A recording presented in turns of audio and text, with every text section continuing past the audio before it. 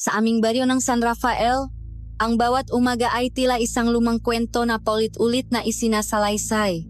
Ang amoy ng sinangak mula sa aming karinderya, ang tilaok ng manok, at ang mahinang usapan ng makapitbahay na nakakapaay ang musikang bumubuo sa aming payapang buhay. Ako si Maria at kasama ang aking ina si Ina Elena. Kami ang nagpapatakbo ngang maliit na kainan na nagsisilbing puso ng aming komunidad. Dito, ang bawat tasa ng mainit na sabaw ay may kasamang kwento at ang bawat platong ng pagkain ay naghahatid ng kapanatagan. Sanay na kami sa ganitong ritmo. Isang banayat na agos ng buhay na walang ganong pakbabago at kontento na kami ron. Ngunit isang umaga, ang himig ng kapayapaan ay biglang pinunit ng isang nakabibinging sigaw. Isang tunok na hindi nababagay sa aming tahimik na baryo. Ang sigaw ay namula sa bakuran ni Mang Cardo, ang aming kapitbahay na naalaga ng mga baboy. Tumakbo siya papunta sa aming karinderya. Ang kanyang muka ay nababalot ng takot na hindi ko pa kailanman nakita. Ang kanyang mata ay nanlalaki sa sindak. Sa una, inakalangahat na baka nanakawan lang siya. Isang pangkaraniwang problema sa makalapit na bayan. Ngunit ang katotohanang dala niya ay higit pa sa simpleng pagnanakaw. Nang kami ay sumunod sa kanya, isang karimarimarim na tanawin ang bumungat sa amin. Ang kanyang maalagang baboy ay nakahandusay sa putik, hindi gumagalaw. Ngunit hindi sila basta patay. Ang kanilang makatawan ay tuyot, tila naubos ang lahat ng laman at dugo.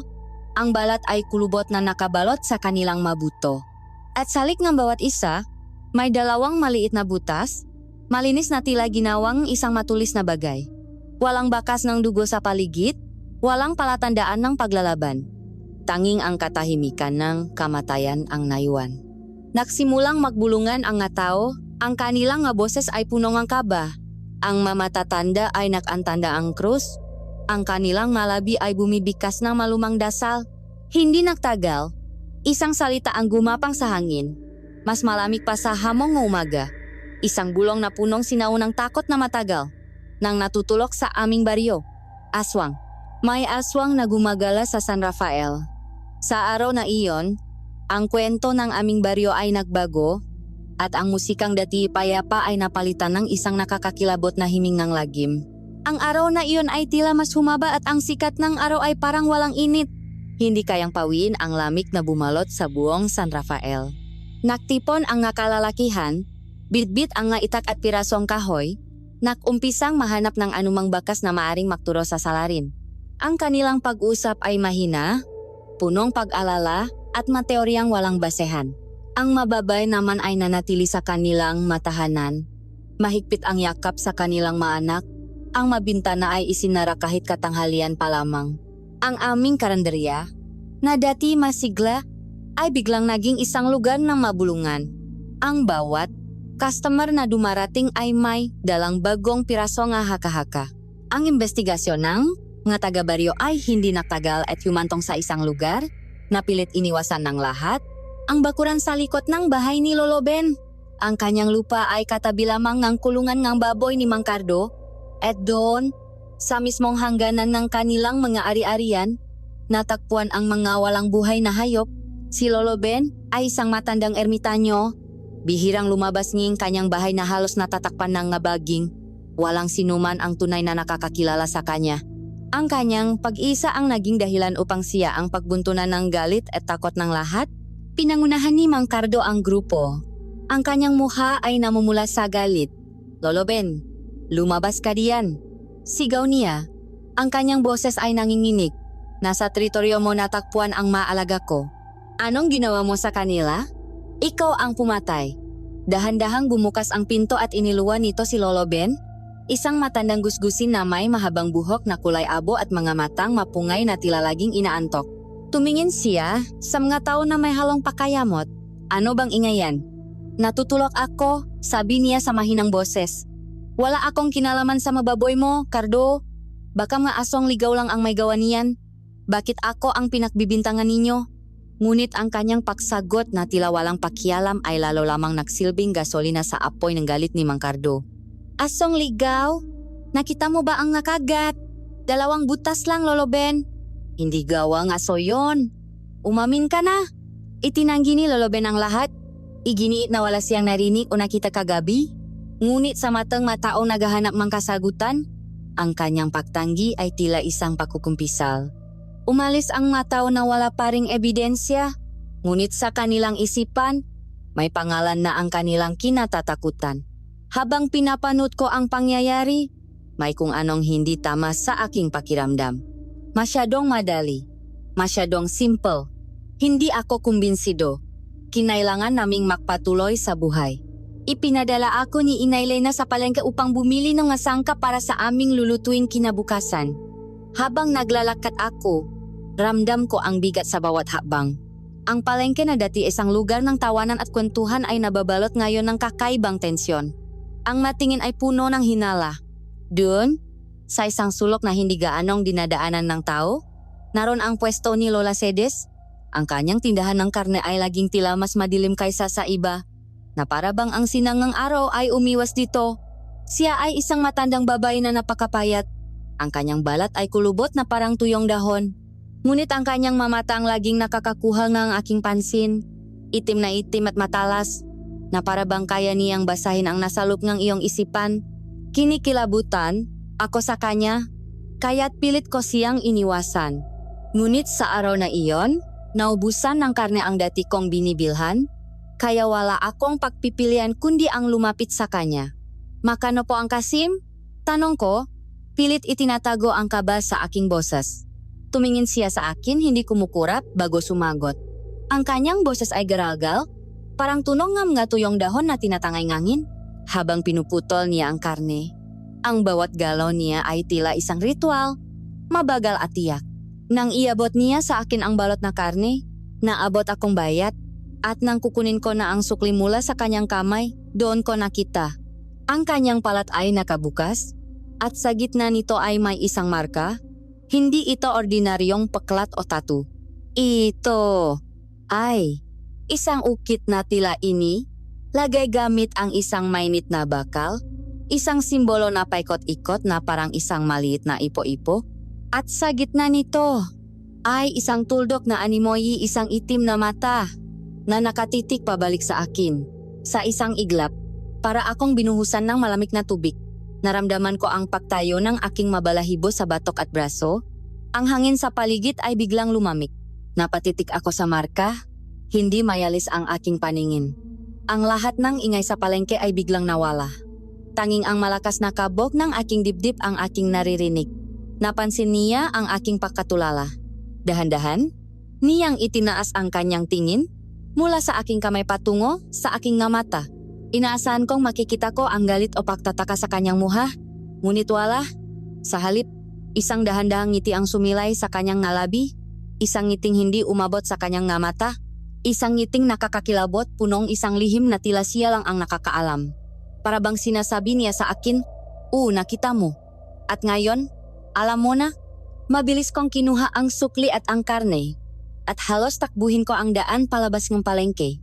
Hindi ako lumingon pabalik, ngunit ramdam ko ang kanyang nga mata na nakasubaybay sa aking likuran.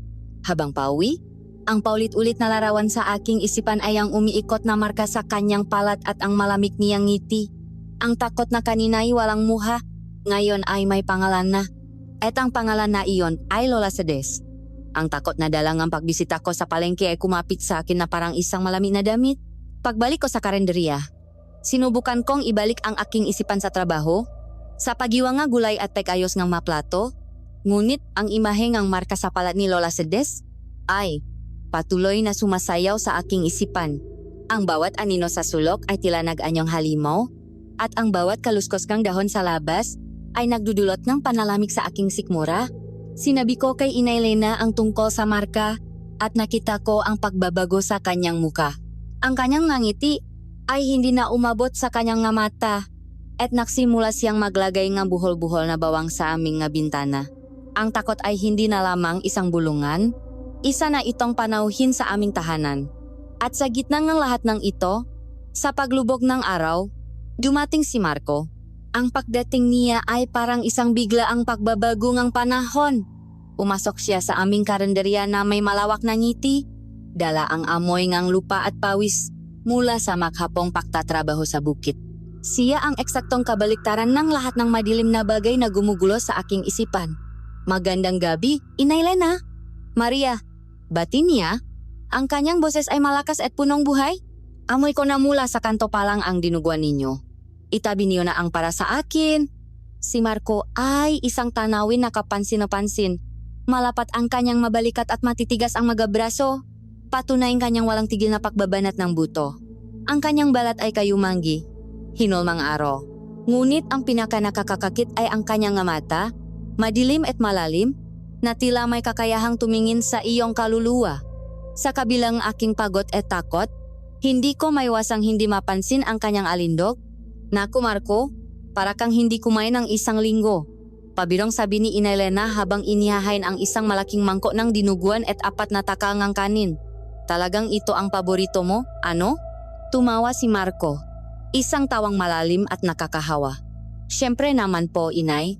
Walang tatalo sa luto ninyo. Ito ang nagbibigay sa akin ng lakas. Habang pinapanot ko siyang kumain, napansin ko ang paraan ng kanyang pagkain. Hindi siya basta kumakain, siya ay lumalamon. Bawat subo ay malaki at mabilis. Na para bang ito na ang kanyang huling pagkain.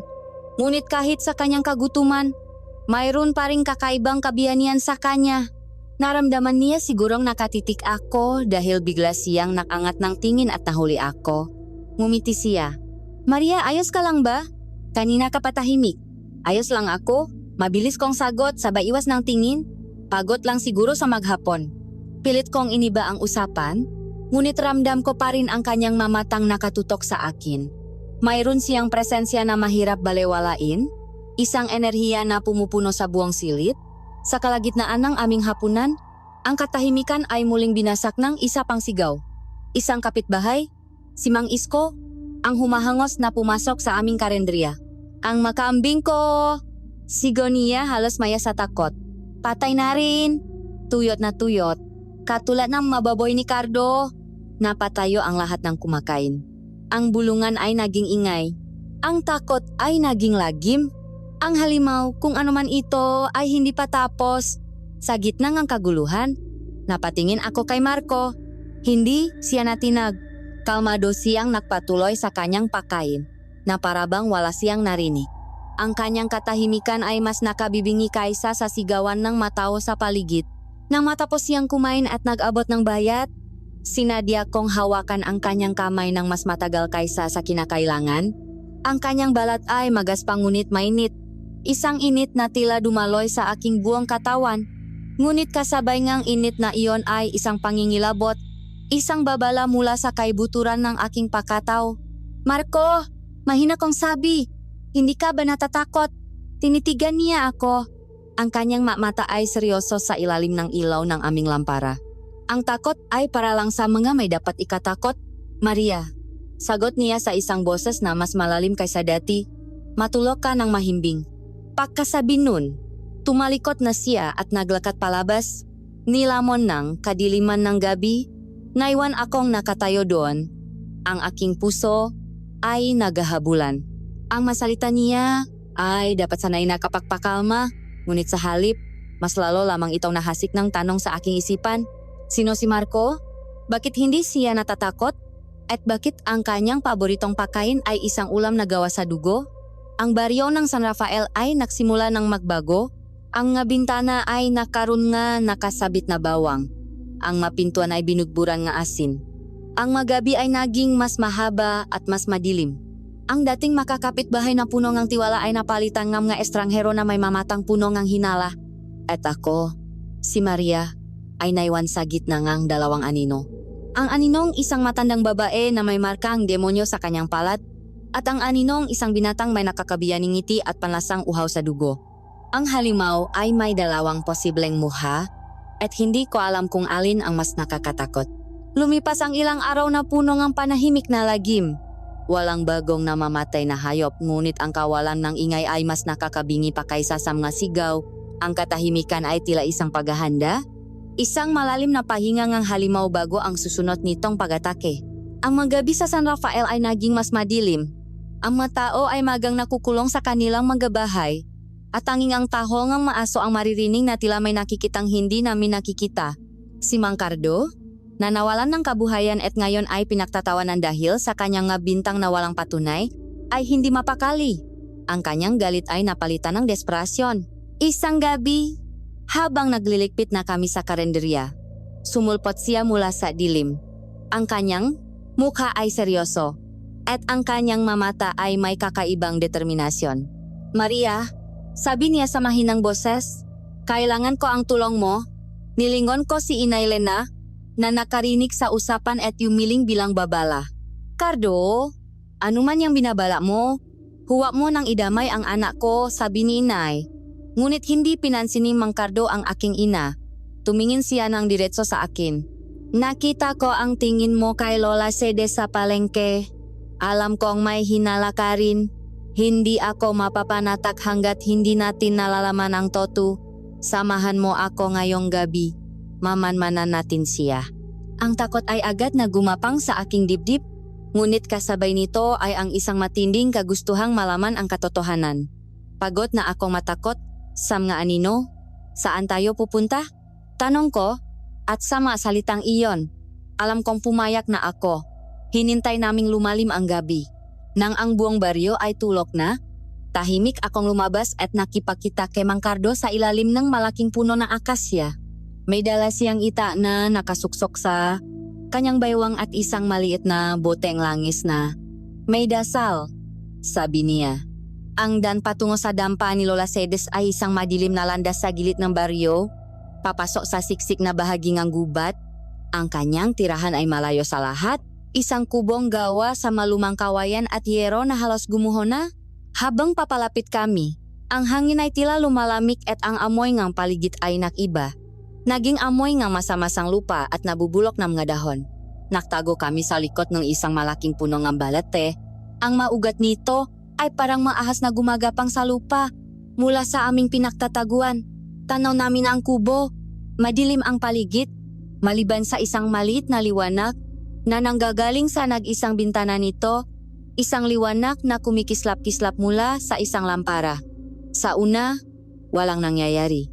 Ang tanging maririnig ay ang huninang ngakuliglik at ang paminsan-minsang pagaspas ng mapakpa ng paniki.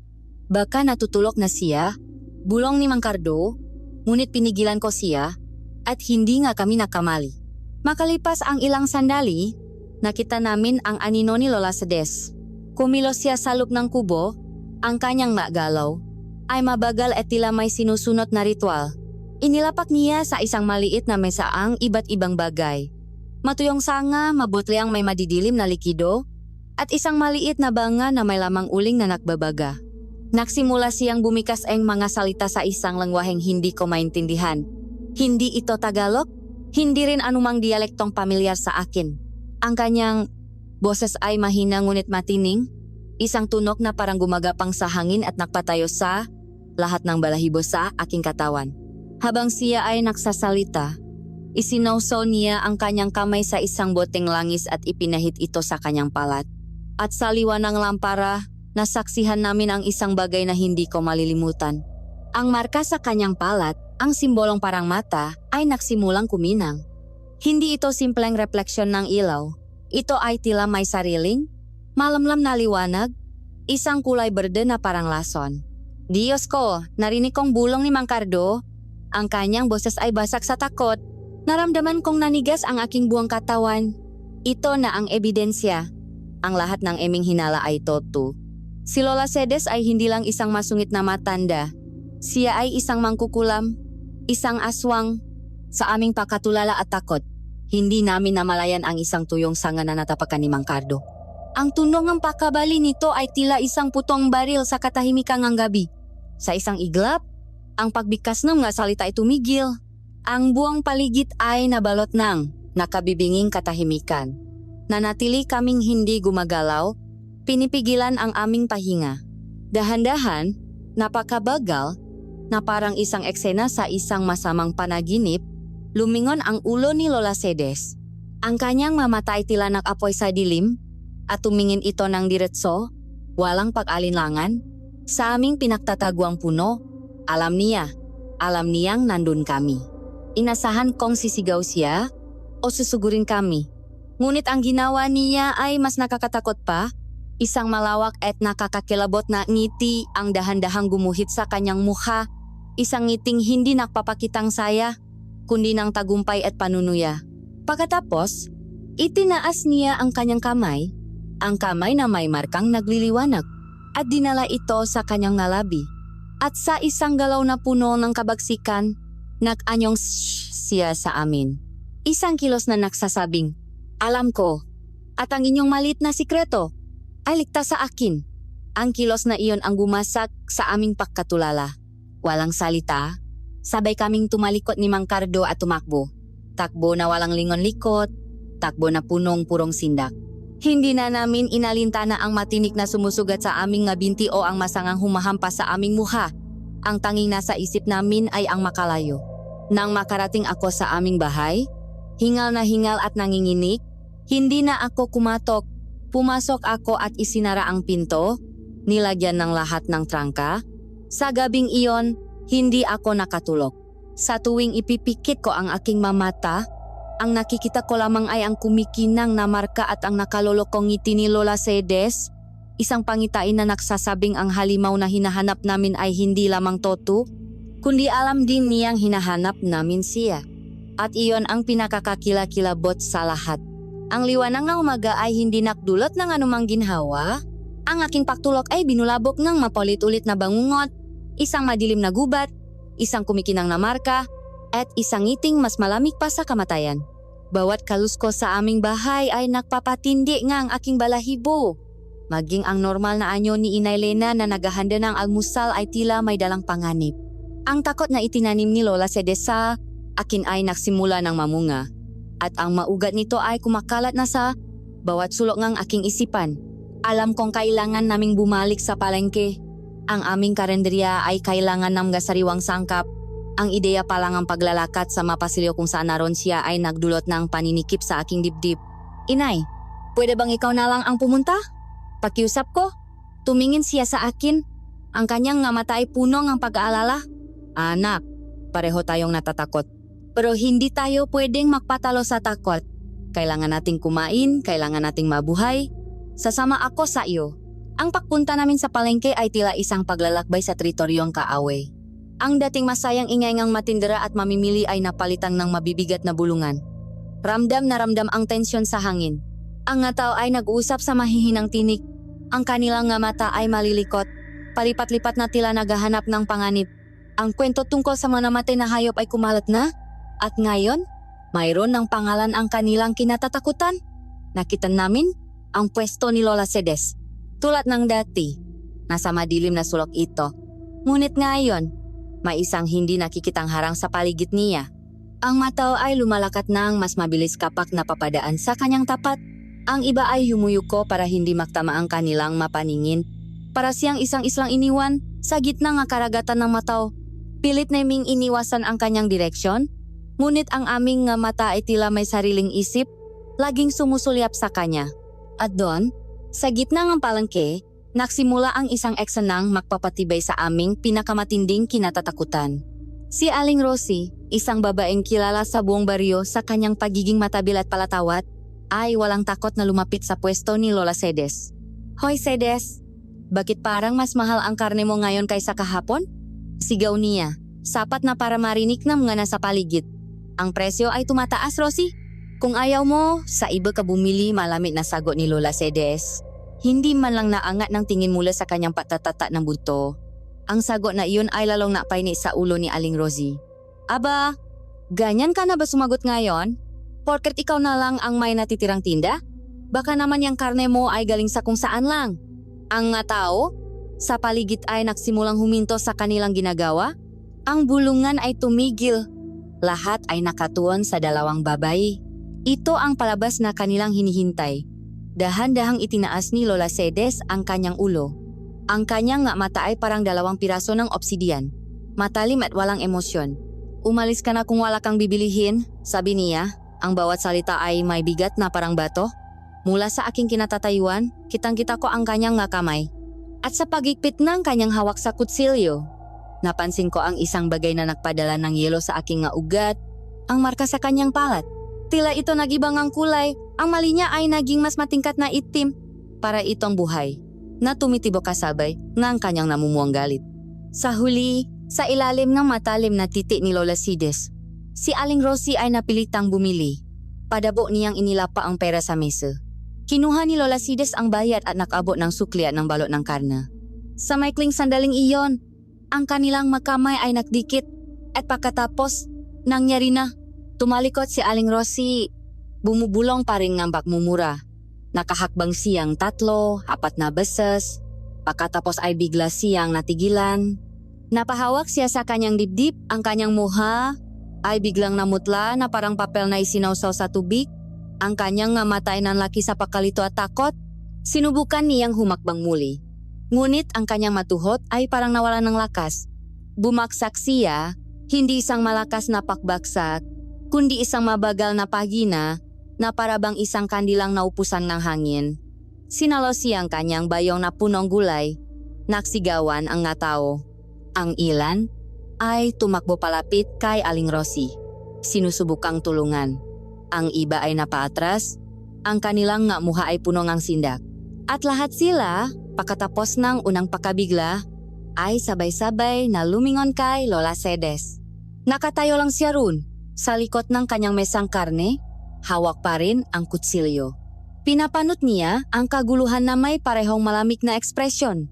Walang gulat, walang awa, tanging ang anino ng isang ngiti, ang parehong nakakakilabot na ngiti na nakita ko sa gubat, ang gumuhit sa kanyang ngalabi, ang katahimikan ng takot ay biglang sinira ng isang sigaw. Mangkukulam. Siya ang may gawa. Sinipsip niya ang lakas ni Rosie. Nakita ko. Pagkatapos niyang hawakan ang pera, biglang nanghina.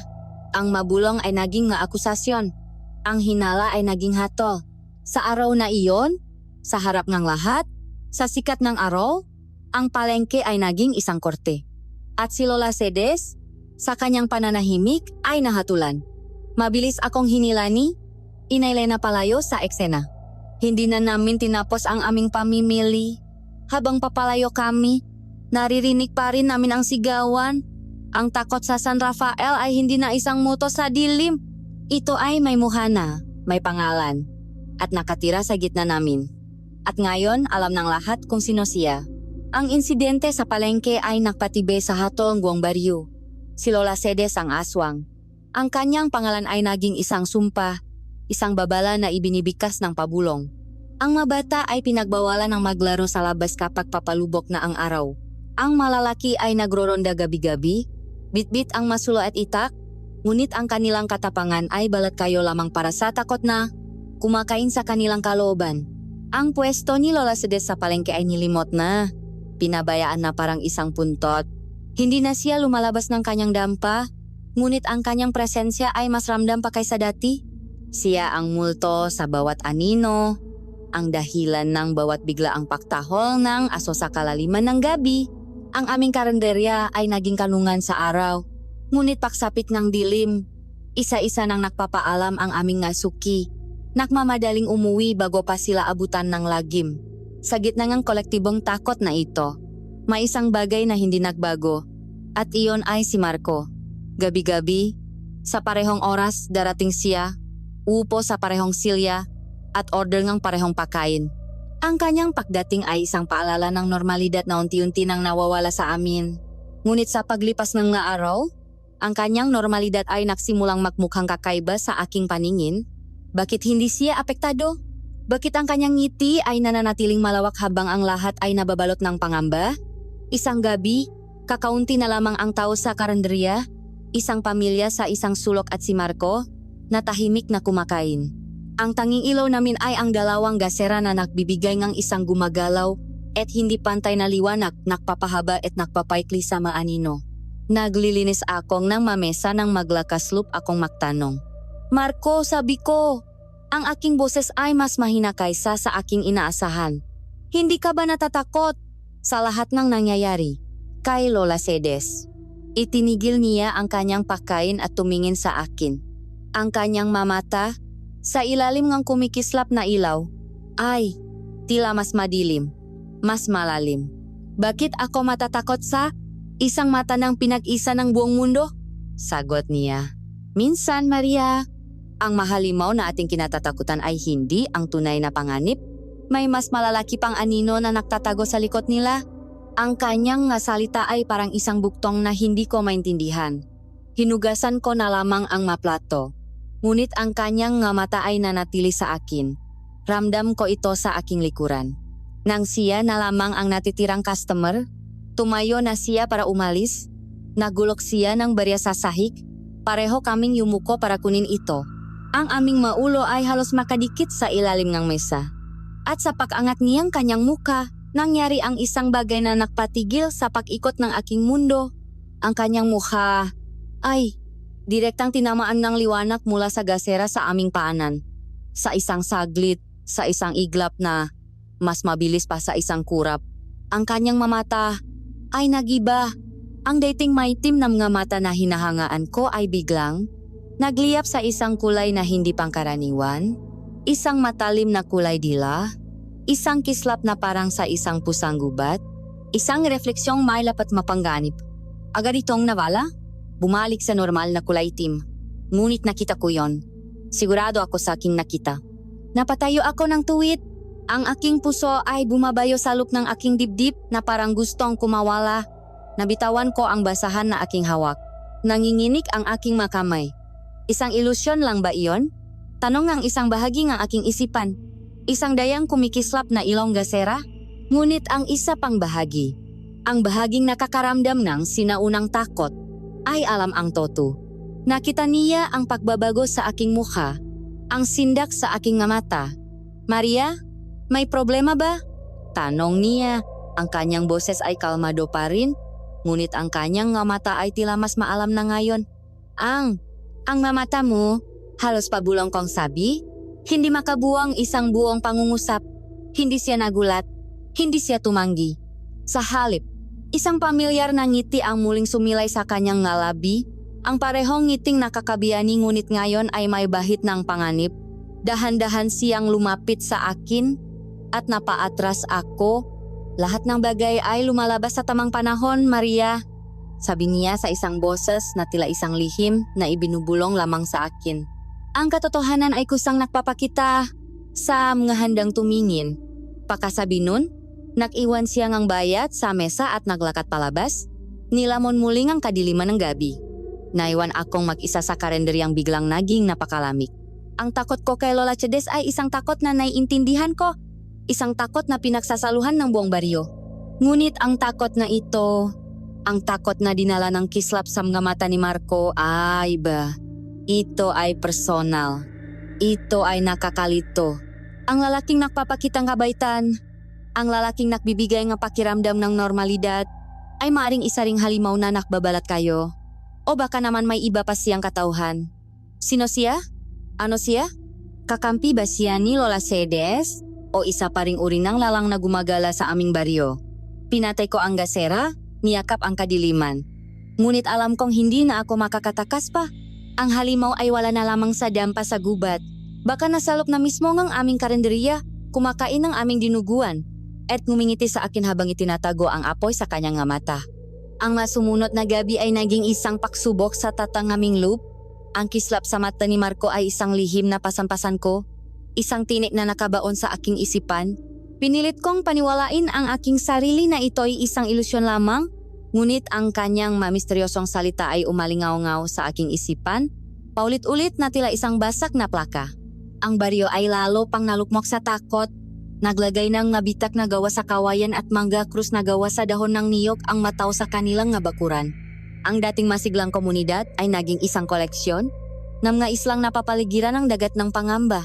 Isang gabi, malakas ang buhos ng ulan. Ang bawat patak ay parang hagupit sa aming bubong na yero. Ang hangin ay sumisipol sa masiwa nga aming dingding. Lumilihang matunok na parang panahoy. Kasalukuyan kaming naghahapunan ni. Inay ng bigla, kaming nakarinig ng isang ingay mula sa likod bahay, kung saan naroon ang aming maliit na kulungan ng manok at isang biik na inaalagaan. Hindi ito isang ordinaryong ingay. Ito ay isang tunong ng pakasira, isang malakas na kalabok na sinundan ng natatarantang pagputak ng mamanok at isang nakakapasong iyak ng biik. Ano yon? Nangingini na tanong ni inay. Ang kanyang kusara ay naniga sa ere. Napatayo ako. Ang aking puso ay nagsimulang tumibo ng napakabilis. Kinuha ko ang mabigat na pandesal na ginagamit namin sa pagluluto. Maria, huwag! Pigil ni inay! Hayaan mo na! Manatili ka rito! Ngunit hindi ako nakinig. Ang takot ay nariyan? Oo. Ngunit napalitan ito ng galit? Kung anuman ang nilalang na ito na gumugulo sa aming baryo, ngayon ay nasa aming teritoryo na ito. Binuksan ko ang pinto sa likod at sumuong sa malakas na ulan. Dala ang isang gasera na pilit kong pinoprotektahan mula sa hangin. Ang liwanag nito ay sumasayaw, lumilihang ang gumagalaw na anino. At sa gitna nga aninong iyon, nakita ko ito. Nakayuko sa ibabaw ng wasak na kulungan ay isang nilalang na hindi ko kayang ipaliwanag. Ang anyo nito ay tao, ngunit baluktot at hindi natural. Ang kanyang nga braso at binti ay mas mahaba kaysa sa normal. Nagtatapos sa mga kuko na matutulis at maitim. Ang kanyang buhok ay mahaba at basang-basa. Nakatakip sa kanyang mukha. At sa pag-angat niyang kanyang ulo, dalawang mata na pula na parang nakbabagang uling ang tumitik sa akin. Isang amoy na parang pinahalong bulok na karne at basa ng lupa ang sumalubong sa akin at halos masuka ako. Nanigas ako sa aking kinatatayuan, ang aking utak ay sumisigaw na tumakbo ngunit ang aking nga paa ay tila nakapako sa putik. Itinaas ng nilalang ang kanyang kamay na may mahabang kuko, handa ng umatake. Ipinikit ko ang aking na mata, hinihintay ang katapusan. Ngunit hindi ito dumating. Sa halip, narinig ko ang isang malakas na sigaw, isang sigaw na hindi sa takot kundi sa galit, at kasunod nito ay isang aninong dumaan sa aking gilid na parang isang humaharurot na hangin. Si Marco. Hindi ko alam kung saan siya nanggaling. Para siyang sumulpot mula mismo sa ulan at dilim. Bumaksak siya sa ibabaw ng halimaw na parang isang agila na dumadagit sa kanyang biktima. Ang sumunod na nangyari ay isang magulo at marahas na labanan. Nagpagulong-gulong sila sa putik. Isang ipo-ipo nga mabraso, binti, at kuko. Ang tunok na kanilang nililikha ay hindi tunong ng taong nakaway. Ito ay maungo, maatungal, matunong ng mababangis na hayop na nakpapatayan. Nabitawan ko ang gasera. Gumulong ito sa lupa. Ang liwanag nito ay nagbigay buhay sa karahasan sa aking harapan. Nakita ko si Marco. Ang kanyang muha ay nabahiran ng putik at dugo. Ang kanyang nakalamnan ay naninikip sa bawat galaw. Ang kabaitan sa kanyang mamata ay nawala. Napalitan ng isang primordial na bagsik na hindi ko pa nakikita kaninuman. Sumisigaw siya habang sinusuntok at kinakalmot ang kalaban. At ang kanyang sigaw ay halos kasintunog ng atungal ng halimaw na kanyang nilalabanan. Sa isang iglap, nagawa ng halimaw na itulak si Marco. Tumama ang likod ni Marco sa isang haligingang aming bahay. Ngunit sa halip na masaktan, tila lalo pa siyang nagalit. Sumugot siyang muli, ang kanyang nga mata ay nagliliyap sa ilalim ng liwanag ng gasera. At sa sandaling iyon, sa gitna ng ulan at putik, sa kabilang aking takot para sa kanya, nakita ko ang imaheng magpapabago sa lahat. Si Marco, basang-basa, puno ang putik, sumisigaw na parang hayop. Ang kanyang nga mata ay kumikislap sa isang paraan na nakita ko na dati, hindi na siya mukhang tao. Mukha na siyang halimaw. Sakto sa sandaling iyon, dumating ang tulong na hindi ko hiniling. Si Mang Cardo, kasama ang 5 pang lalaki mula sa ronda, ay dumating. Dala ang kanilang ngasulo. Naabutan nila ang eksaktong eksena. Ang halimaw na pula, ang mata ay paatras na gumagapang palayo. At si Marco, nakatayo sa ibabaw na makapatay na manok, humihingal na parang isang asong pagod sa pagabol. Ang kanyang anyo ay mabangis at nakakatakot sa ilalim ng liwanag ng kanilang masulo. Ang halimaw ay mabilis na naglaho sa kadiliman ng gubat. Naiwan si Marco, mag-isa. Ang ebidensya ngang karahasan ay nakapalibot sa kanya. Tumingin si Mang Cardo sa akin pagkatapos ay sa mapatay na hayop. At sa huli kay Marco, ang takot at pakalitos sa kanyang muka ay dahan-dahang napalitang ng isang tiyak at nakakakilabot na pagkaunawa. Itinaas niya ang kanyang nanginginig na daliri at itinuro si Marco. "Aswang!" sigaw niya. Ang kanyang boses ay nabasak ng takot at tagumpay. Ayan na siya. Nahuli na natin ang demonyo. Si Marco ang pumapatay. Ang sigaw na yon ay sinundan ng iba pa. Ang malalaki ay naktaas ng kanilang maitak. Ang kanilang pinagsama-samang takot ay sa wakas ay nakahanap ng isang mukha, isang katawan na pwede nilang saktan. Tumingin si Marco sa kanila, pagkatapos ay sa akin. Sa kanyang mamata, nakita ko ang pakabigla, ang sakit at ang isang malalim na kalungkutan. Walang salita, mabilis siyang tumalikot at tumakbo, pabalik sa kadiliman kung saan siya nanggaling. Habulin siya! Huwag ninyong hayaang makatakas! Sigaw ni Mang Cardo. Nagsimula ang habulan. Naiwan akong nakatayo sa gitna ng ulan, sa gitna ng wasak na kulungan at mga patay na hayop, nanginginig, hindi dahil sa lamig, kundi dahil sa isang nakakalunot na pakalito. Iniligtas niya ako. Sigurado ako roon. Ngunit ang imahe niya, ang kanyang anyo sa gitna ng labanan, ay imahe ng isang halimaw. Ang baryo ay mayroon ng bagong target, at ang lalaking nagligtas sa aking buhay ay hinahabol na ngayon para patayin. Ang sigaw na humahabol ay parang dagundong ang isang paparating na bagyo. Unti-unting lumalayo habang tinatahak nila ang pusot ng gubat. Naiwan ako sa gitna ng ulan at pakawasak. Ang aking damit ay basang-basa. Ang aking katawan ay nanginginig. Dumating si Inay Lena. May dalang kumot at takot sa kanyang mamata. Maria, anak, ano ang nangyari? Tanong niya. Ang kanyang boses ay halos hindi marinig sa lakas ng ulan. Inay, sabi ko. Ang masalita ay hirap lumabas sa aking lalamunan. Iniligtas niya ako. May ibang halimaw. Hindi siya. Hindi siya ang kalaban. Tinitigan ako ni Inay. Sinusuri ang aking mukha. Hinahanap ang katotohanan sa aking mamata. Pagkatapos ng isang mahabang sandali, tumango siya. Isang tango na nagsasabing, naniniwala ako sa iyo. Sa desisyong iyon, alam kong pareho na kaming tumawid sa isang linya. Pinili naming maniwala sa aming nakita at naramdaman, sa halip na sa sigaong galit na nagmumula sa buong baryo. Nilinis namin ang nga bakas na labanan hanggat sa aming makakaya. Itinapon namin ang nga patay na manok at tinakpan ang masirang kulungan. Bawat galaw namin ay mabilis at tahimik, na parabang kami ay mga kriminal na nagtatago ng ebidensya. Mula sa malayo, naririnig pa rin namin ang sigawan ng mga nagroronda. Hanapin ang aswang. Sunugin siya ng buhay. Wala siyang karapatang mabuhay. Ang kanilang asulo ay parang magalit na bituin na gumagalaw sa pagitan ng mapuno. Ang bawat sigaw ay parang isang patalim na tumutusok sa aking puso. Sila ay mataong kilala ko. Makapitbahay masuki sa aming karenderya. Ngayon, sila ay naging isang hukbo na uhaw sa dugo. Ang ulan ay tumila, ngunit ang gabi ay nanatiling madilim at mabigat. Isasara ko na sana ang pinto sa likod nang may marinig akong isang mahinang kaluskos. Pagkatapos, isang halos hindi marinig na katok. 3 beses? Mahina? Desperado? Nakatinginan kami ni Inay. Alam namin kung sino iyon. Dahan-dahan kong binuksan ang pinto. Sapat lang para makita kung sino ang nasa labas. Nakatayo roon si Marco, nakasandal sa dingding. Ang kanyang damit ay punit-punit at punong putik. May malalim na kamot sa kanyang braso at isang sugat sa kanyang noo na patuloy na dinadaluyan ng dugo. Ang kanyang pahinga ay mabigat at pagod. Ngunit ang pinakamasakit tingnan ay ang kanyang nga mata. Ang dating kumpiyansa at sigla ay napalitan ng sakit at pagod. Maria, bulong niya. Ang kanyang boses ay paos. Wala na akong ibang mapupuntahan. Sa likod niya, naririnig ko ang papalapit ng mga boses ng ronda. Kailangan kong magdesisyon. Ang isara ang pinto ay nangangahulugang paghatol sa kanya ng kamatayan. Ang buksan ito ay nangangahulugang pakswang sa panganib na kami naman ang pagbalingan ng galit ng buong baryo.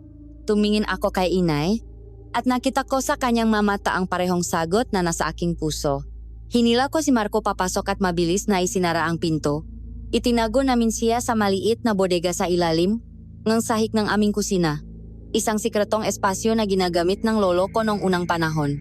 Habang ginagamo ni Inay ang kanyang masugat, hindi siya nagsalita. Tanging ang kanyang mamata ang nangungusap. Mamatang puno ng pasasalamat at ng isang kalungkutang hindi ko palubos na naiintindihan. Bakit? Tanong ko. Bakit kanila pinagbibintangan? Dahil iyon ang pinakamadaling gawin, sagot niya. Mas madaling matakot sa isang bagay na hindi nila kilala kaysa harapin ang katotohanang ang tunay na halimaw ay maaaring mas malapit kaysa sa kanilang inaakala. Hindi nagtagal, narinig namin ang malalakas na katok sa aming pintuan sa harap. Inay Lena, Maria, boses ni Mang Cardo. Buksan ninyo ito. Nakita niyo ba ang aswang? Nakatinginan kami sa takot. Mula sa ilalim ng sahi, narinig namin ang pagtigil sa paggalaw ni Marco. Pinahit ni inay ang kanyang maluha at pinakalma ang kanyang sarili. Saglit lang, Cardo, sabi niya bago buksan ang pinto. Anong problema? Bakit kayo nagsisigawan? Nakita namin siyang tumakbo papunta sa direksyon na ito, sabi ni Mang Cardo. Ang kanyang mata ay malikot na nahahanap sa alok ng aming bahay. Sigurado kaming nagtatago, siya sa malapit. Wala kaming nakita, matatakong sabi. Pilit na pinipigilan ang pangingining ang king boses. Kanina pa kami nakakulong dito dahil sa takot. Tinitigan kami ni Mang Cardo ng matagal. Na para bang sinusubukan niyang basahin ang aming nga isipan. Sa huli, umalis din sila. Dala ang kanilang nga sulo at galit sa ibang direksyon. Sa pagbubukang liwewe, isang bagong sigaw ang gumising sa buong baryo. Isang sigaw na mas malakas at mas puno ng lagim kaysa sa lahat ng nauna. Hindi ito dahil sa isang hayop, isang tao ang natakpuang patay. Si Mang Lito, isang magsasaka, ay natakpuan sa kanyang bukirin, nakahandusay sa tabingang kanyang kalabaw. Ang kanyang katawan ay tuyot, ang kanyang balat ay kulay abo, at sa kanyang lig, naroon ang dalawang pamilyar na butas. Ang balitang iyon ay parang apoy na kumalat sa buong San Rafael. Ang takot ay naging purong terorismo.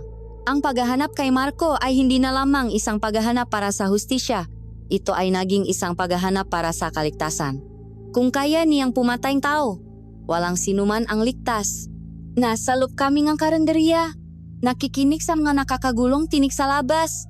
Kailangan na natin siyang patayin. Hindi na siya pwedeng mabuhay. Kasalanan ito ng sinumang nagtatago sa kanya.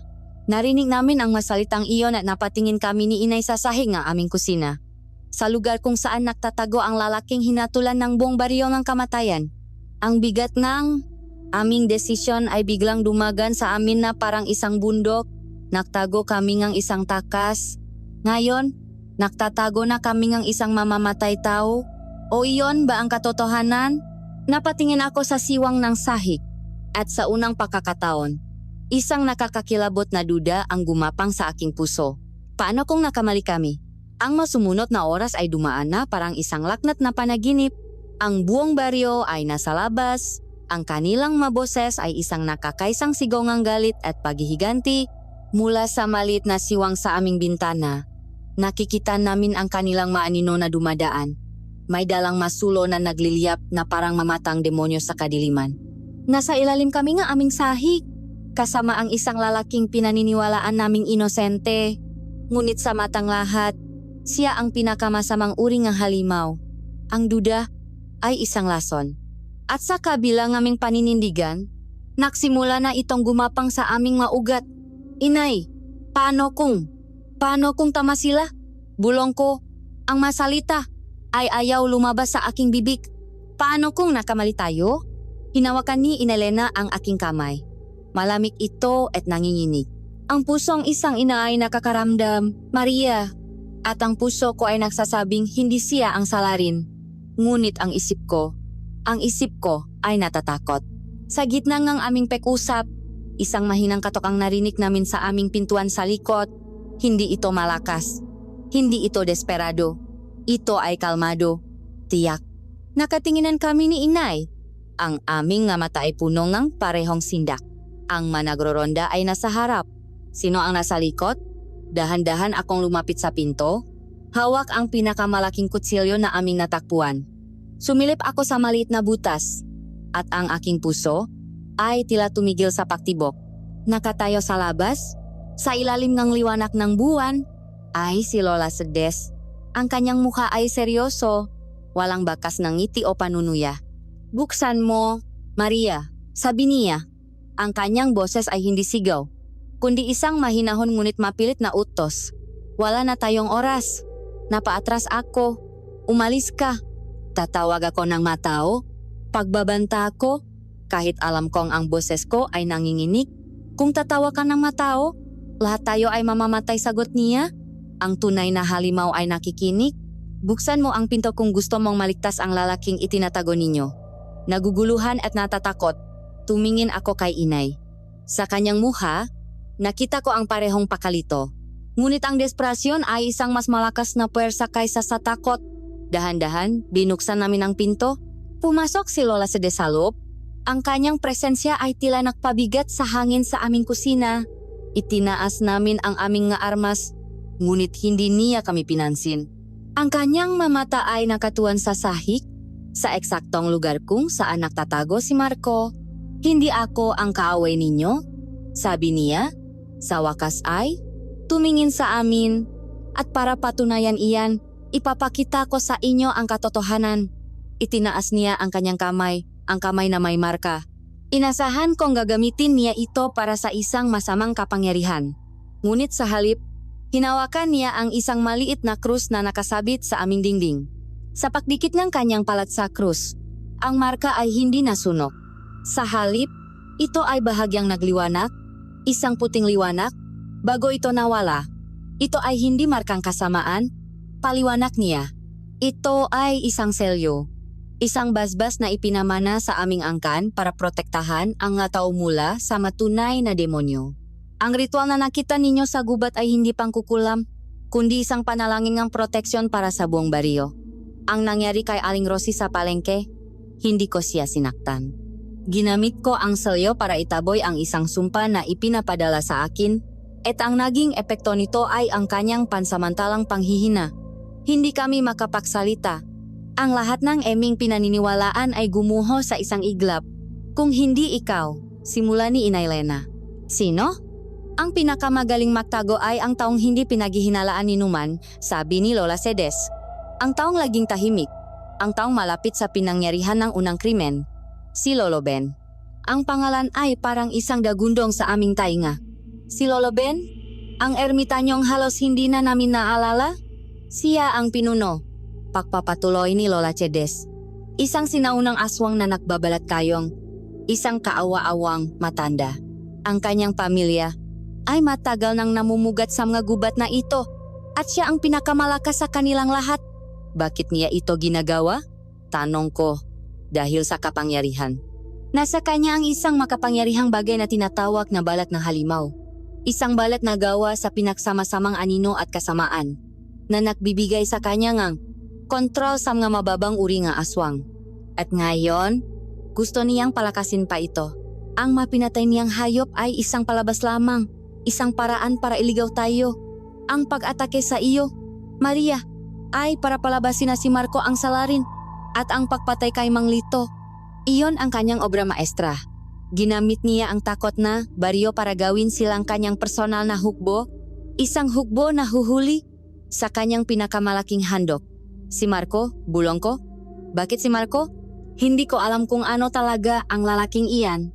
Umamin si Lola Cedes. Ngunit hindi siya ordinaryo. Mayroon siyang angking lakas, isang liwanag na kinatatakutan at kinainggitan ni Ben.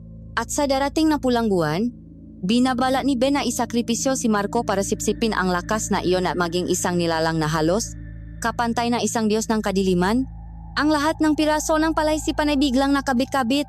Ang pagiging malapit ni Lolo Ben sa unang krimen, ang kanyang pagiging ermitanyo, ang pag-atake ng halimaw, ang pagpatay kay Mang Lito, ang lahat ay isang malaki at nakakakilabot na plano. At kami, kasama ang buong baryo, ay naging mataw-tawhan lamang sa kanyang dula. Tumingin si Lola Cedes sa amin, ang kanyang mamata ay punong isang bigat na hindi ko pa nakita dati. Kailangan nating ilabas ang lalaking iyan mula rito bago siya mahanap ng matao ni Ben. Dahil kung makuha siya nila, hindi lang siya ang katapusan. Katapusan na rin ng San Rafael. Sa gabing iyon, salok ng aming maliit na kusina, isang alyansa ang nabuo. Isang alyansang gawa sa desperasyon. Ako, ang aking ina, at ang babaeng aming kinatatakutan, makakasama, haharapin namin ang isang halimaw na nagtatago sa ilalim ng maskarang kahinaan para iligtas ang isang lalaking hinatulan ng lahat, ngunit maaring siyang tanging pag-asa namin. Ang nga salita ni Lola Cedes ay parang isang kampanang gumising sa amin mula sa isang masamang panaginip.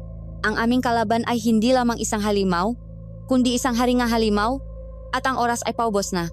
Ang pulang buwan ay sasampa sa kalangitan mamayang hating gabi. Sabi niya, ang kanyang boses ay mahigpit at puno ng pangamba. Iyon ang oras na pinakamalakas ang kanyang kapangyarihan.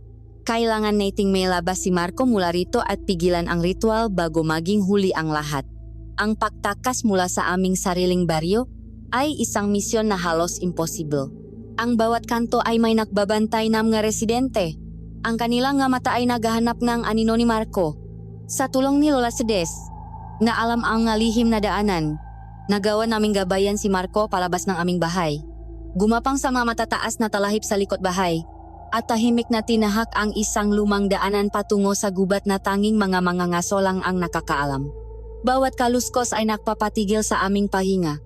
Bawat anino ay tila isang kaawe. Nagtungo kami sa isang maliit na kuweba na nakatago sa likod ng isang talon. Isang lugar na ligtas mula sa mga matang mapanuri. Doon, inilabas ni Lola Sedes ang masandata na aming gagamitin. Inabot niya sa akin ang isang bagay na mahaba at itim na nakabalot sa isang pulang tela. Isang buntot pagi, sabi niya. Pinabanang dasal at isinumpa laban sa lahing ng mga aswang. Ang bawat hagupit nito ay apoy sa kanilang balat. Ikaw ang hahawak nito, Maria. Ang iyong tapang ang magbibigay buhay dito. Kay Inay Lena, ibinigay niya ang maliliit na supot na punong asin at dinikdik na bawang. Huwag mong maliitin ang kapangyarihan nga ito, sabi niya. Sa tamang panalangin, ang ito ay mas mabisa pa kaysa sa anumang patalim. Si Marco, na may sugat pa rin ngunit unti-unti nang bumabalik ang lakas, ay tumango lamang. Sa kanyang mata, nakita ko ang isang determinasyon na higit pa sa pagliligtas sa sarili. Ito ay isang laban para sa isang bagay na mas malaki pa. Habang papalapit ang hating gabi, ang buwan ay nagsimulang mag-ibang ang kulay. Mula sa puti, naging dilaw ito, pagkatapos ay kahel. Hanggang sa ito ay naging isang malalim at nakakakilabot na pula. Ang buong gubat ay naligo sa isang madugong liwanag. Ang manormal na tunongang gabi ay nawala, napalitan ng isang nakabibinging katahimikan. Sinundan namin si Lola Sedes sa mas malalim na bahagi ng gubat, sa isang lugar na tinatawag niyang libingan ng mga puno, isang bilog na espasyo kung saan lahat ng puno ay patay at baluktot.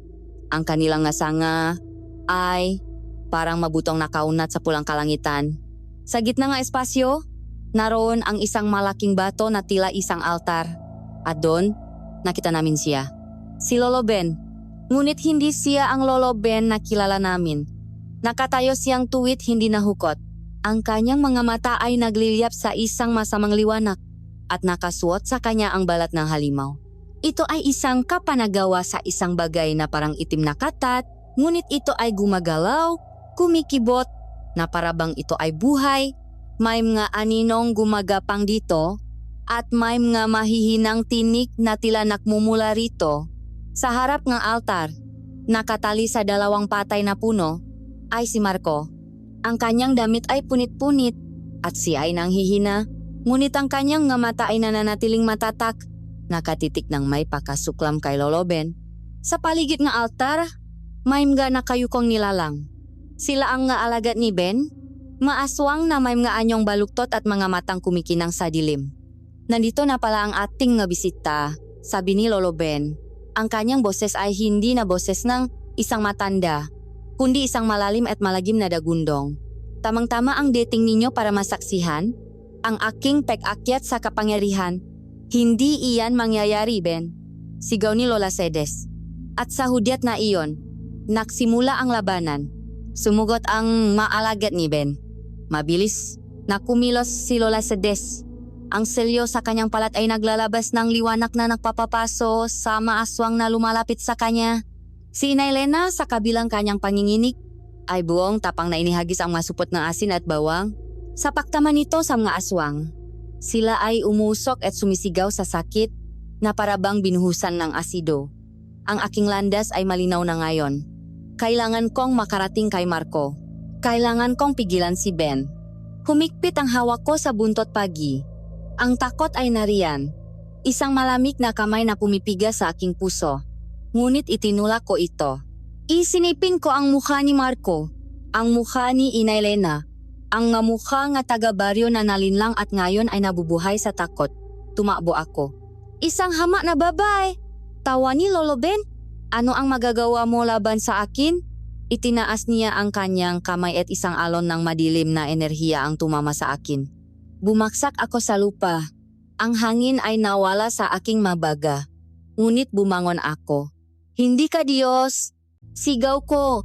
Ang aking boses ay punong galit na hindi ko alam na mayroon ako. Isa ka lang duwag na nagtatago sa dilim.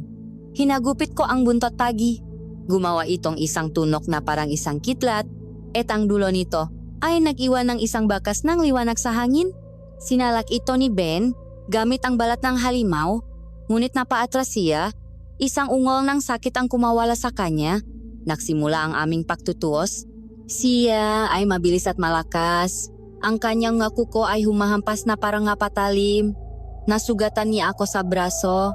Ang sakit ay parang apoy. Ngunit hindi ako tumigil. Pilit kong inabot si Marco. Ngunit ang alagad ni Ben ay pilit akong hinarangan. Sa gitna ng kaguluhan, nakita ko si Ben na nagtaas ng isang obsidian na punyal.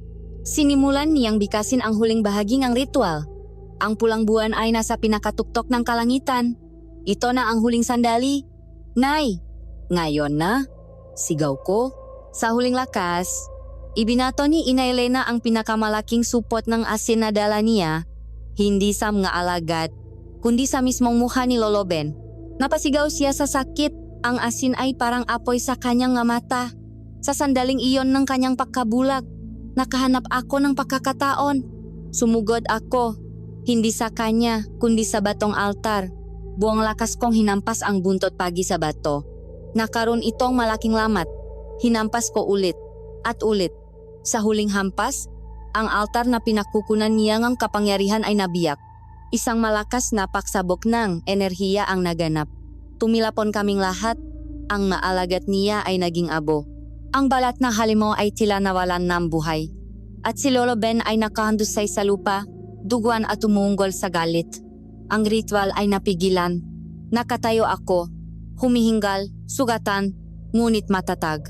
Sa ilalim ng pulang buwan, sa gitna ng pagkawasak, hinarap ko ang halimaw. Hindi pa tapos ang laban. Ngunit sa gabing iyon, ipinakita namin na kahit ang pinakamaliit na liwanag ay kayang labanan ang pinakamadilim na gabi. Nabuwal si Lolo Ben sa lupa. Ang balat ng halimaw ay umuusok na tila nasusunog na papel. Ang kanyang nga mata, na kanina'y nagliliyab sa kapangyarihan, ay unti-unting nanlamlam. Sa kanyang huling hininga, bumulong siya nga salitang halos hindi namin marinig ang tunay na ahas. Nasa tabi ninyo. At pagkatapos, ang kanyang katawan, kasama ang balat, ay naging abo at tinangay ngang hangin. Tapos na, nanalo kami. Isang katahimikan ang bumalot sa amin. Isang katahimikang dalang pagod at tagumpay. Dahan-dahan akong lumapit kay Marco at kinalas ang ngalubit na baging na nakatali sa kanya. Bumaksak siya sa aking ngabisik, nang hihina ngunit buhay. Niyakap namin ang isa't isa, sa gitna ng abo ng aming kaaway. Sa ilalim ng pulang buwan na tila isa ng tahimik na saksi. Salamat Maria, bulong niya. Salamat sa inyo. Ngunit ang aming sandali ng kapayapaan ay biglang sinirangang. Isang tunok na mas nakakatakot pa kaysa sa anumang ungol ng aswang. Isang mabagal, mapanuyang palakpak, lumingon kaming lahat. Nakatayo sa gitna ng clearing si Lola Sedes, ang kanyang nga braso ay makasalikop. At sa kanyang muka ay may isang ngiti na ngayon ay lubos ko nang naiintindihan. Isang ngitingan, isang manlalarong, kakatapos lang manalo sa isang larong ng chess. Magaling, sabi niya, ang kanyang boses ay hindi nagaralgal, kundi malinaw at puno ng kapangyarihan. Napakagaling ng aking natawtawhan. Ginawa ninyo ang eksaktong gusto kong mangyari. Anong ibig mong sabihin? Tanong ni Ina Elena. Hawa ang isang supo ng asin na parang ito ang huling panangga niya sa mundo. Si Ben ang aking pinakamalaking karibal sa teritoryong ito. Paliwanag ni Lola Sedes. Dahan-dahang naglalakad palibot sa amin, na parang isang lobong pinamamasdan ang kanyang nga biktima. Masyado siyang malakas para harapin ko ng mag-isa. Kaya't kailangan ko nga payesa sa aking laro. Kailangan kong isang salarin, kaya't hinayaan kong paghinalaan ninyo ako. Kailangan kong isang bayani, kaya't ibinigay ko sa inyo ang nga sandata. At kailangan kong isang magsasakripisyo. At kayo, mahangal, ay ginampanan ang inyong nga papel ng walang palya. Habang siya ay nagsasalita, isang nakakakilabot na pagbabago ang nagsimulang mangyari sa kanya. Ang kanyang balat ay umitim at kumunat na parang balat ng paniki. Ang kanyang likod ay nabuksan at dalawang malalaking pakpak na punong buto ang lumabas mula rito. Ang kanyang nga kuko ay humaba at naging matutulis na parang mga punyal. Ang kanyang mangipin ay naging mapangil. Ang kanyang anyo ay lumaki hanggang sa siya ay naging mas matangkat pa sa pinakamatayo na puno. Ang matandang babae na aming kinatatakutan ay isa lamang maskara. Sa aming harapan ngayon nakatayo ang tunay na reyna ng kadiliman. Ako ang tunay na kapangyarihan sa gubat na ito, dagundong niya. At ngayon, bilang pasasalamat sa inyong serbisyo, bibigyan ko kayong isang mabilis na kamatayan. Sumugot siya. Buong lakas kong inihagupit ang buntot pagi, ngunit sa isang mabilis na kilos, nahuli niya ito sa ere. Ang apoy na dulot nito ay tila hindi man lang nakaapekto sa kanya. Hinila niya ito mula sa aking makamay at sa isang pitik ito ay naging abo. Itinapon niya ako na parang isang basahan. Bumagsak ako sa tabi ni Marco. Ang aking katawan ay punong sakit. Ang aking espiritu ay punong kawalan ng pag-asa. Tinalo namin ang isang halimaw para lamang harapin ang isang Diyos na nga halimaw. Ito na ang katapusan. Lumapit siya sa akin. Ang kanyang nga mata ay nagliliyap sa tagumpay. Itinaas niya ang kanyang kamay na may mahahabang kuko. Handa nang tapusin ang aking buhay. Ngunit bago pa man ito bumaksak, isang itim na anino ang dumaan sa aming pagitan na parang isang bulalakaw. Isang malakas na kalabok ang narinig at si Lola Cedes ay napaatras. Isang bagong sugat ang nasa kanyang pisngi. Sa pagitan namin, isang bagong nilalang ang lumitaw. Isa rin siyang aswang, mas malaki kaysa sa mga alagad ni Ben. Ang kanyang katawan ay punong nga matitipunong kalamnan. Ngunit mayroon siyang kaibahan. Ang kanyang nga galaw ay kontrolado. At ang kanyang nga mata, hindi ito pula sa galit, kundi isang matalim at matalinong kulay dilaw. Katulad ng kislap na nakita ko kay Marco. Sino ka? Sigaw ni Lola Cedes. Ang kanyang pagiging kampante ay napalitan ng pakabigla at galit. Bakit ka nakikialam sa aking pamumuno? Hindi sumagot ang bagong dating. Tumingin lang ito sa kanya, handa sa isang labanan.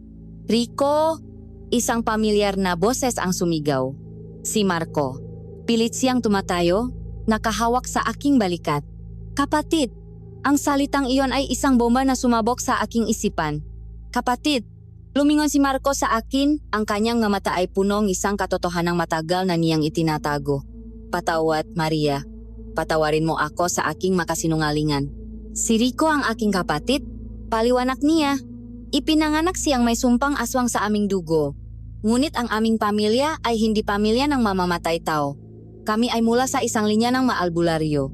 Pinalaki namin siya para kontrolin ang kanyang kapangyarihan. Para gamitin ito laban sa makatulad niyang masama. Siya ang mangangaso. At ako ang kanyang anino. Ang kislap sa aking mamata, pagpapatuloy niya. Ito ay isang sumpa na ibinigay sa akin ng eming inabago siya mamatay. Isang salamangka para ilipat sa akin ang ilang palatandaan ng pagiging aswang. Para malito ang aming nga kaaway. Para ako ang habulin nila. Habang si Rico ay malayang nakakagalaw sa dilim. Ako ang pain. Siya ang patibong. Ang lahat ay biglang naging malinaw. Ang kanyang lakas. Ang kanyang nga mata. Ang kanyang pagdating sa gitna ng unang pag-atake. Hindi niya ako iniligtas ng nakataon lang. Binabantayan niya ako. Binabantayan niya ang buong baryo. At ang kanyang kapatid ay nasa dilim, naghihintay. Isang mabangis na sigaw mula kay Lola Cedes ang pumutol sa aming pag-usap. Sumugot siya kay Rico at nagsimula ang isang labanan na yumanik sa buong gubat. Ang kanilang pagtutuos ay isang sayong kamatayan. Ang bawat hampas ay lumilikang na along ng hangin. Ang bawat kamot ay nag-iwan ng mabakas sa mapatay na puno. Sila ay dalawang hari, nakaagawan sa isang trono ng kadiliman. Ngunit habang si Lola Cedes ay lumalaban para sa kapangyarihan, si Rico ay lumalaban para sa isang bagay na mas mataas pa. Sa huli, sa isang iglap ng pagiging pabayani, Lola Cedes, nakahanap si Rico ngang isang pagkakataon. Sumisit siya. Umiwas sa isang nakamamatay na atake at buwang lakas na sinaksak ang kanyang nga kuko sa dibdib ngang reyna ng aswang. Isang nakakakilabot na sigaw ang kumawala kay Lola Sedes. Ang kanyang nga mata ay nanlaki sa pagkabigla at dahan-dahan ang kanyang dambuhalang katawan ay nagsimulang maging abo mula sa kanyang nga papataas hanggang sa ang huling natira ay ang kanyang sigaw na tinangay na rin ng hin. Ang pulang buwan ay nagsimulang mamutla. Ang madugong liwanag ay napalitan ng malamlam na kulay ng bukang liwewe. Natahimik ang gubat. Tapos na ang digmaan. Nakatayo kaming apat sa gitna ngang abongang dalawang halimaw, mga sugatang sundalo sa isang digmaang hindi namin pinili. Ang katotohanan ay lumabas na at sa paksikat ng araw, isang bagong kabanata ang magsisimula para sa aming lahat. Ang bukang liwewe ay dumating na parang isang mahiyay na panauhin. Ang kanyang liwanag ay dahan-dahang tumatago sa mga sanga nga mapatay na puno. Tinataboy ang mahuling aninong pulang buwan. Sa gitna nga abo at katahimikan, nakatayo kaming apat, mga sugatan, at pagod na saksi sa pagtatapos ng isang digmaan na hindi kailanman malalaman ng mundo sa labas. Lumapit si Rico kay Marco, at sa unang pagkakataon, nakita ko ang isang bagay na higit pa sa isang mabangis na mandirikma sa kanyang mata. Nakita ko ang isang kapatid. Kailangan ko nang umalis. Sabi ni Rico, ang kanyang boses ay malalim at bahagyang malungkot. Hindi ako nababagay sa liwanag. Marco, ang aking landas ay nasa dilim, hinahanap ang makatulad ni Sedes at Ben na nagtatago sa mga anino. Saan ka pupunta? Tanong ni Marco. Ang pag-alala ay malinaw sa kanyang boses. Huwag kang maalala, sagot ni Rico. Isang maliit na ngiti ang sumilay sa kanyang labi. Ang matulad ko ay laging nakakahanap ng paraan. Basta tandaan mo, kahit hindi mo ako nakikita, lagi lang akong nasa paligid, nakbabantay. Tumingin siya sa akin at sa kanyang dilawnam nga mata, nakita ko ang pasasalamat at respeto. Maria, ipinakakatiwala ko sa iyo ang aking kapatid. Mas matapang ka pa sa maraming mandirigma na nakilala ko. Pakasabi nun, tumalikot siya at naglakad patungo sa pusot ng gubat. Hindi siya naglaho na parang mahika. Dahan-dahan lang siyang nilamon nga puno. Ang kanyang anyo ay unti-unting naging isang anino hanggang sa siya ay tuluyan ng nawala. Ang kanyang pag-alis ay nag-iwan ng isang espasyo na puno ng katahimikan at ng isang pangakong hindi binikas. Ang pagbalik namin sa baryo ay isang mahirap na paglalakbay. Sugatan at marumi, lumabas kami mula sa gubat sa paksikat ng araw. Naabutan namin ang mga residente na nakitipon sa plaza. Ang kanilang mamuka ay punong pagod mula sa makdamak na paghahanap at ng isang nag-alap pa ring galit. Sa aming pagdating, ang kanilang nga sigaw ay humina at napalitan ng pagtataka. Sa aming harapan ay si Mang Cardo. Ang kanyang itak ay nakababa na nang makita niya kami. Ang galit sa kanyang mukha ay napalitan ng pakalito. Anong nangyari sa inyo? Tapos na, Mang Cardo, sabi ko. Ang aking boses ay pagod ngunit matatak. Ang tunay na mga halimaw ay wala na. Ikinuwento namin ang lahat. Ang tungkol kay Lolo Ben at sa kanyang balat ng halimaw. Ang tungkol sa panlilinlang ni Lola Sedes. Ang lahat ng kasinungalingan at katotohanan. Sa una, hindi sila makapaniwala. Ngunit nakita nila ang aming masugat. Nakita nila ang katotohanan sa aming mamata. At higit sa lahat, nakita nila ang kahihiyan sa kanilang sariling mapuso. Lumapit si Mang Cardo kay Marco, ang kanyang mabalikat ay nakayuko sa bigat ng kanyang pagkakasala. Marco, patawarin mo kami. Patawarin mo ako. Ang takot. Nabulak kami ng takot. Hindi sumagot si Marco. Tumango lang siya. Isang tango na sapat na para sa lahat. Lumipas ang malinggo, na naging mabuwan. Ang baryongang San Rafael ay dahan-dahang gumaling. Ang masirang kulungan ay inayos. Ang manawalang hayop ay pinalitan, ngunit ang pinakamalaking pagbabago ay hindi pisikal. Ang takot na minsay na hari ay napalitan ng isang malalim na pag-unawa. Ang matao ay naging mas mapakumbaba, mas maingat sa paghatol. Ang aming karenderya ay muling naging sentro ng buhay sa baryo. Ang makwentuhan ay bumalik, ngunit ngayon, mayroon ng halong aral at paggalang sa mabagay na hindi nila naiintindihan. Si Marco, ang dating estranghero, ay naging isa sa amin. Tinulungan niya si Mang Cardo na muling itayo ang kanyang babuyan. Nakipagtawanan siya sa mga lalaki habang nakiinuman ng tuba.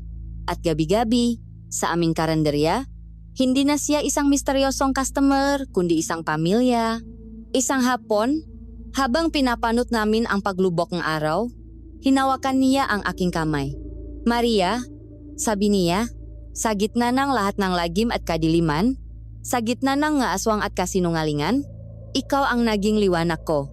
Ikaw ang naging tahanan ko. At sa ilalim ng kalangitan na kulay kahel, sa harap ng isang baryo na muling natutong umibig at magtiwala, sinabi kong ang aming kasal ay simple lamang. Isang paktitipon sa plaza na dinaluhan ng buong baryo. Ang dating masulo na ginamit sa paghahanap ay napalitan ng mamakukulay na banderitas. Ang dating masigaw ng galit ay napalitan ng mga awit at tawanan. Habang nakatayo kami sa harap ng lahat, hinawakan ko ang kamay ni Marco. Ang lalaking minsan kong pinaginalaan, ang lalaking hinabol para patayin, ay siya na ngayong aking kabiyak. Masaya kaya siya? Bulong ko kay Marco habang nakatingin kami sa gubat na nasa dulo ng baryo. "Sino?" tanong niya. Kahit alam na niya ang sagot, "Si Rico." Ngumiti si Marco. Hindi ko naririnig, pero alam kong nakangiti siya. Alam kong nandiyan lang siya, nagbabantay. Sa isip ko, umasa akong kahit nasaan man ang kapatid niyang aswang. Alam kong nakangiti siya habang pinagmamasdan kami. Dahil sa kabilang lahat ng laban, sa kabilang dugo at takot, may pag-ibig pa ring nanalo sa huli. Tapos na ang digmaan, ngunit alam namin na ang mundo ay mas malaki at mas misteryoso kaysa sa aming inaakala. Ang mahalimaw ay toto, parehong ang nga nagtatago sa dilim at ang manililika nga aming sariling takot. Ngunit toto rin ang katapangan, toto rin ang pag-asa. At habang yakap ko ang aking asawa, alam ko na kahit anong anino pa ang dumating, haharapin namin ito ng makasama, dala ang liwanag na aming natakpuan sa pinakamadilim na gabi.